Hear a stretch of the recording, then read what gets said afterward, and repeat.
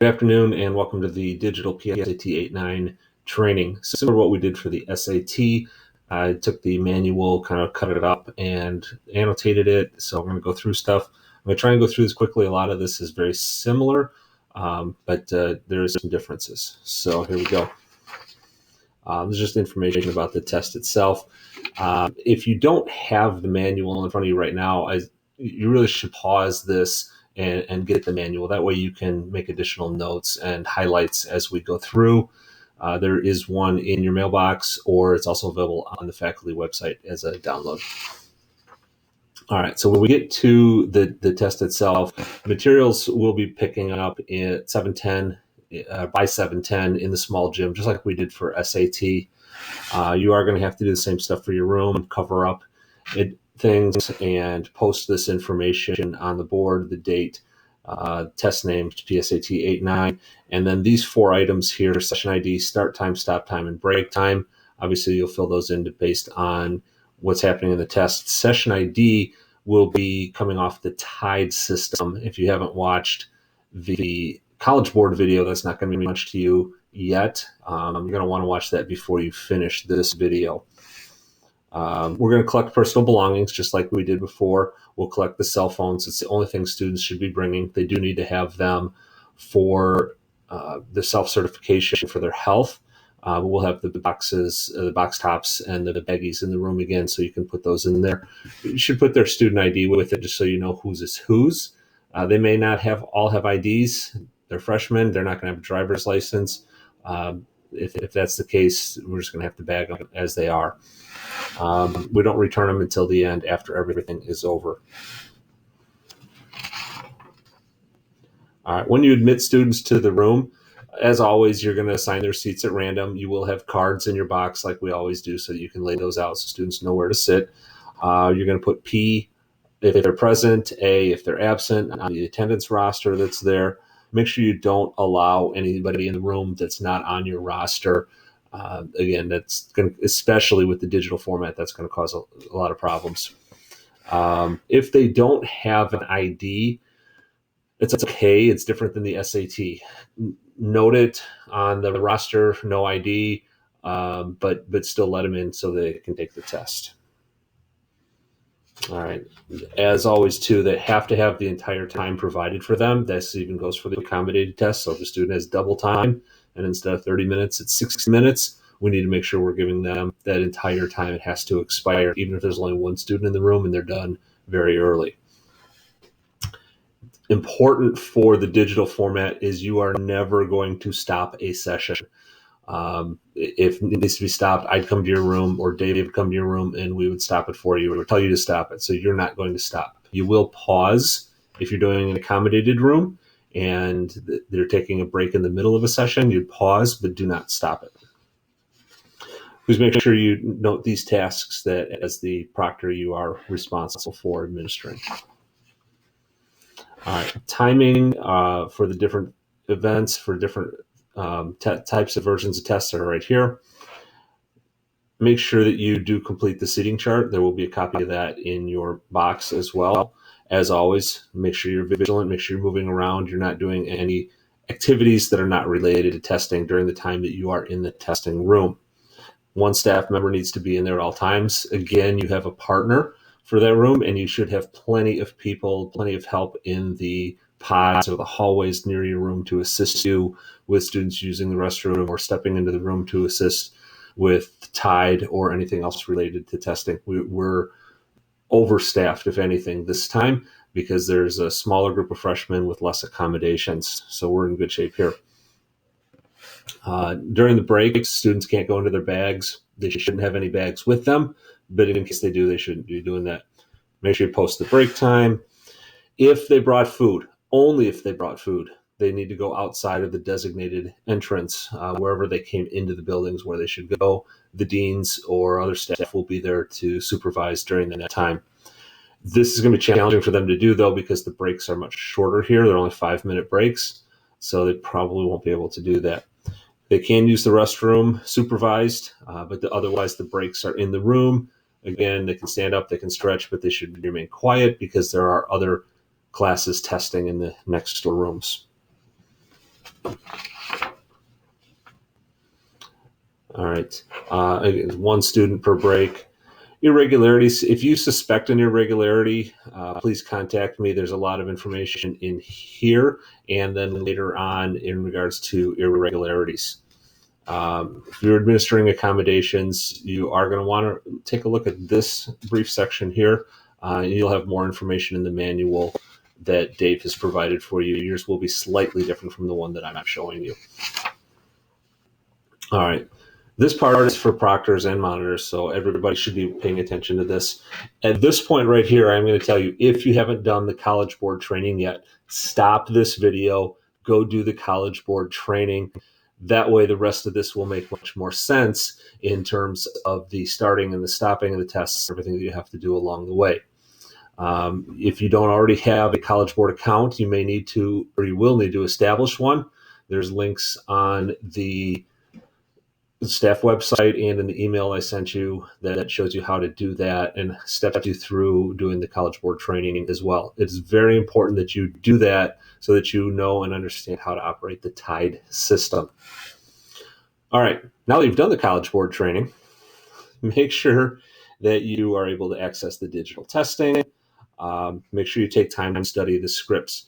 I'm going to go through the standard script, which is pretty much the same for everyone. If you're doing accommodated testing, Dave will provide you, or you already have your individual script in your mailbox, but Dave will be providing you with some additional information as well that you may need to know. All right, students are going to go to get into the system. They're going to close everything and not sign into their Chromebook. And then they're going to go to the apps at the bottom and they're going to launch the secure test browser. It talks here about Foursquare menu and some other things. We don't do that. So there's just right in the app menu for secure test browser. They'll choose PSAT College Board and PSAT 8-9. There's a drop down for state and organization, and you'll see that as well. All right. The session IDs, this is what you're going to provide them for the TIDE system. And that's how you're going to admit them into the classroom, and then you admit them to the test itself. So you kind of do a couple of different approvals along the way. Again, if you've watched the College Board video, this will be making much more sense to you. We do need to conduct a pre-administration. This will take about 30 or 35 minutes prior to the testing starting. All right, so we're going to start with the questionnaire. That'll be in your list of tests to choose from. It'll be the first one. As always, you're going to read the information that's in the gray boxes, and what's between them is information for you, such as right here, this is where you're going to distribute each student's test ticket. That's going to have their individual number on it, registration number and their name. So make sure they get the one with their name and their number printed on it.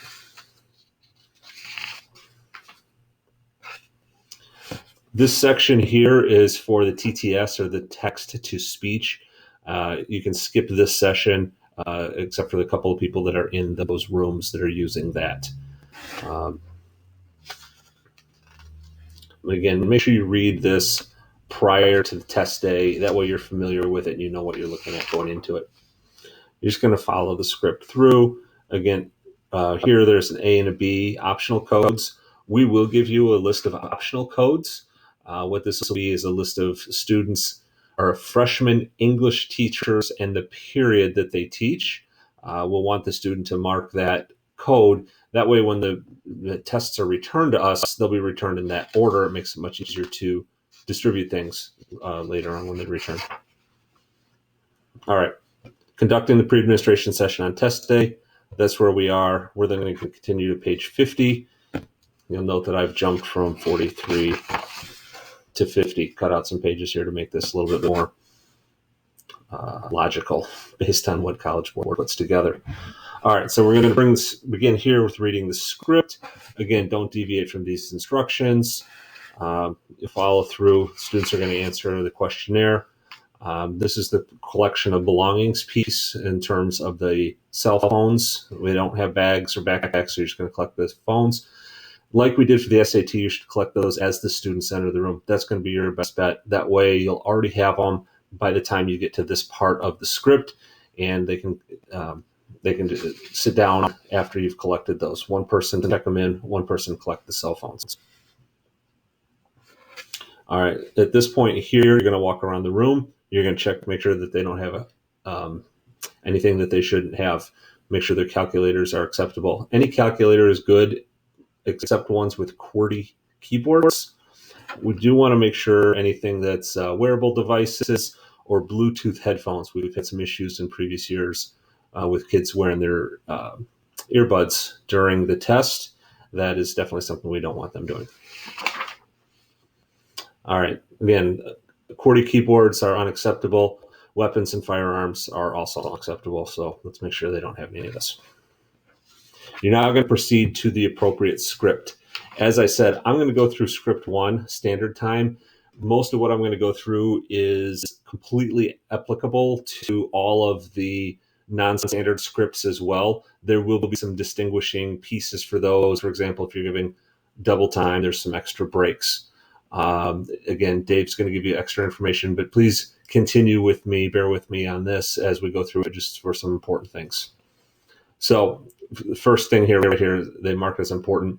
You'll announce and post the session ID for each test session as prompted in the script. So it'll tell you in the script when you're going to do that. You're going to put that session ID on the board. That's what students are going to put into the system on their computer so that they can get into the right test.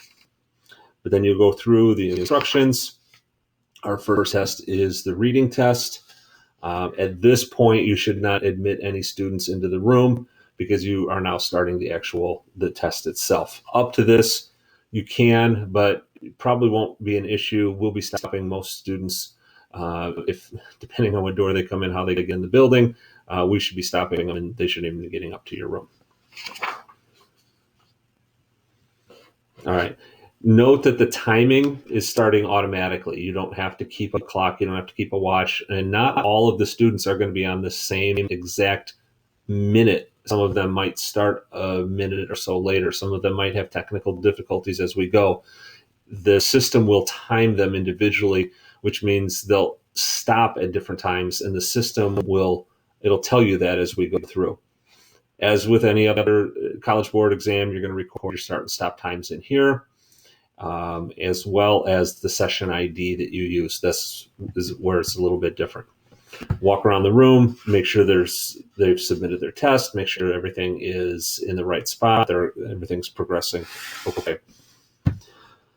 When it comes time to take your break, again, they shouldn't exit out of the secure browser. Make sure they stay in that same system, and you should walk around and check to make sure that they're all still in there, because if they have exited, you're going to have to get them back into it, and that's going to take a little bit more time. Test 2 is the writing and language test. Again, follow the script as it's written. You're going to record information.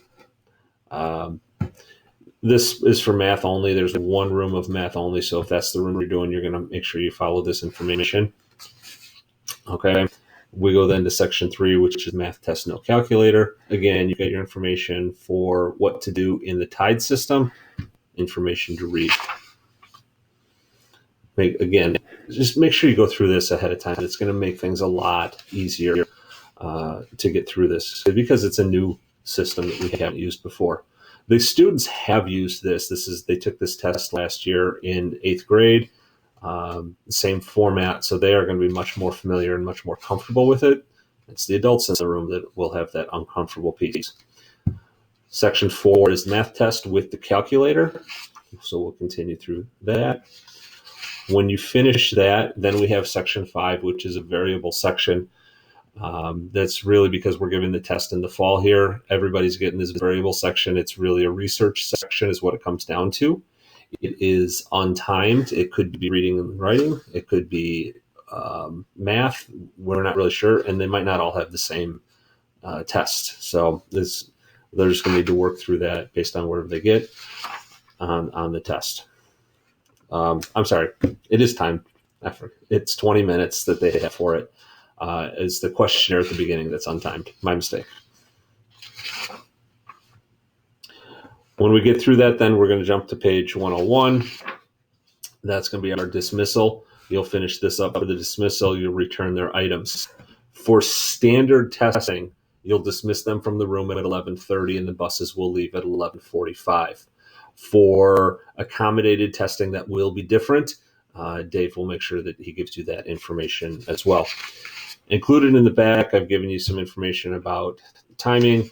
Again, the system times them, so you don't necessarily need this, but this will help you with seeing that list of acceptable calculators.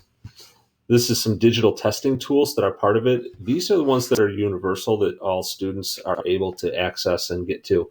Again, they're familiar with this. They did this last year, and they've also had information sent home to them, so they've had the ability to access this prior to the testing. Irregularity chart, multiple pages of this is something good to kind of familiarize yourself with. It's a good reference as you're going through if you do have any issues or problems. And then finally, the last thing is the seating chart. This is a sample that's in your packet. You'll receive a clean copy. A little bit different. We're not putting serial numbers like we did for SAT. In this case, we're going to put the student's name or initial, as you can see in the example here, in their seats and wherever they are. That's where we're at for this. If you're doing the standard testing, you're done with your training. If you are doing the accommodated testing, please watch the short video from Dave. There's about a 3-minute video that he's got that's more specific to some of the pieces of TIDE that you'll encounter in the accommodated testing. And thank you very much.